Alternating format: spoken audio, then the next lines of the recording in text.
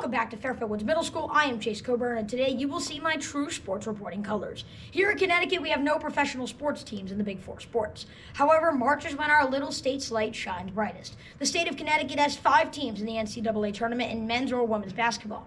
We will take a look at how those teams got here and what they could do to make a run in the tournament. It's March, so it's time for madness.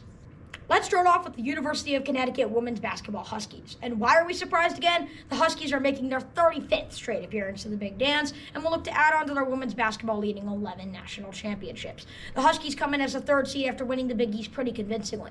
The Huskies only lost 5 games the whole season and enter the tournament on a 9-game winning streak. That starts with the Stars. Paige Bueckers, headlining them as a senior guard for the Huskies, continues to shine. Bueckers has averaged a career-high 21 points per game and finally has been able to stay healthy on the court. Aaliyah Edwards adds on to the Huskies' dominance inside 5 feet, averaging a near double-double with a Big East leading 59% field goal percentage.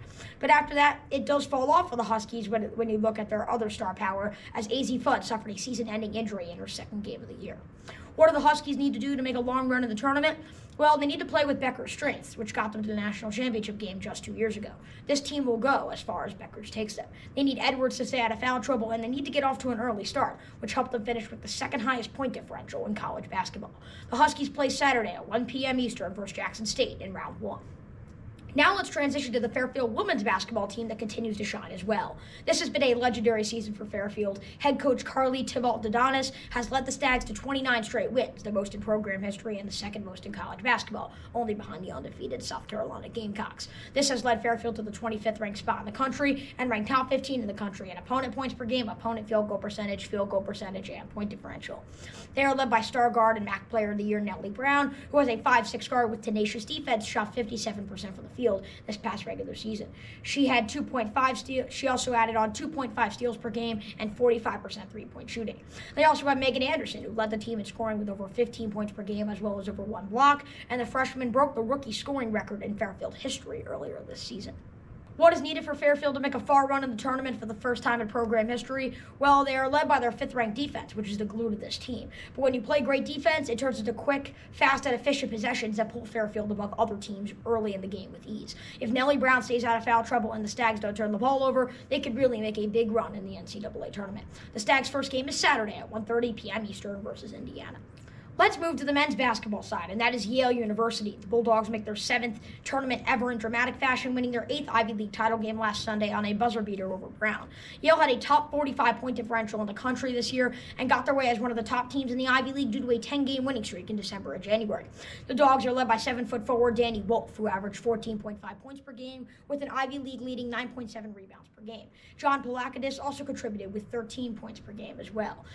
Yale finished the season with 5 guys averaging double figures. Yale was able to succeed because they were one of the better teams in the Ivy League in scoring and opponent scoring, ranking 2nd in both categories to only Princeton. What does Yale need to do to find themselves in further rounds of the tournament? Well, they need to live with their identity, which is sharing the basketball. They don't have one superstar. Wolf didn't even cross the double-digit point mark in the Ivy League championship game. They play by committee. However, that may be what makes them fall. For a 13th seed like Yale to go far, you have to have a calling card or superstar to go to and hope they get hot. So Yale may have a great overall team, but we'll see if they have the identity of a team who may make some upsets in the tournament. Yale begins their tournament Friday at 4:15 p.m. Eastern versus Auburn. Back to the women's side of the bracket, Fairfield's finest Sacred Heart Pioneers find themselves in the NCAA tournament. The program has only been around since the start of the new millennium, and they are making their 5th appearance in the dance. Sacred Heart was able to win their 5th and final Northeastern Conference tournament, as now 8 postseason appearances in program history has propelled the Pioneers to join the MAC Conference next season, a higher and more difficult level of competition.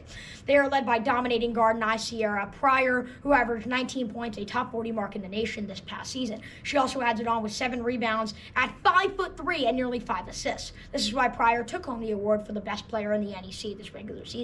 She also has help with Amelia Wood, averaging just under 11 points per game. The Pioneers began the season a subpar 5-8. However, they've won 19 of their last 20, including entering the tournament on a 15-game winning streak.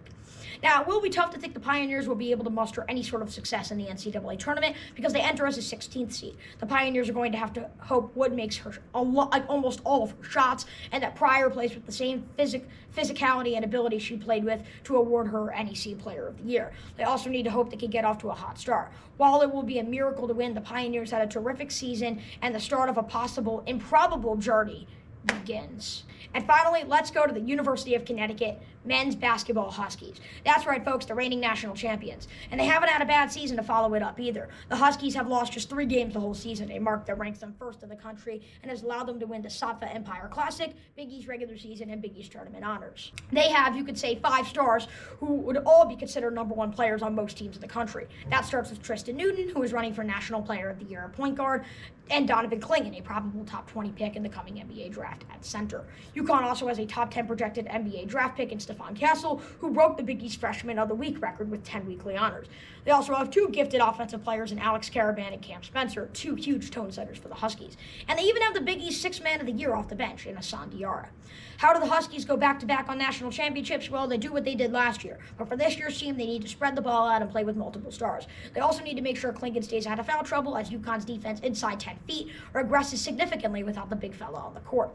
If they play through their star in Newton, Coach Dan Hurley and the Huskies may go back-to-back, the first team that would do so since 2000s. I think the UConn women lack too much depth off the bench, so they fall in the Elite 8 to Baylor. The Fairfield women, I think, get to the Sweet 16 as well, but their sometimes inconsistent offense doesn't make them go much further. I think Sacred Heart is a great team, but will get bounced in round 1. I think Yale will also get bounced in round 1 to the Auburn Tigers, and I think the UConn men's Huskies win the national championship. My overall college basketball predictions are the Iowa Hawkeyes, led by Caitlin Clark, winning it all on the women's side, and again, the Huskies taking it on the men's side, but we'll see what happens. And if you guys want to see more March Madness content, stay tuned for more content on the Cool Sports Network, Cool Sports Newsletter, ChaseSportsNews.com, and the Chases Sports News YouTube channel. Thanks for watching this episode of Madness here on the Fairfield Woods Middle School YouTube channel, and let's see if Connecticut lives up to the hype in the big dance. I am Chase Coburn, and we'll see you next time.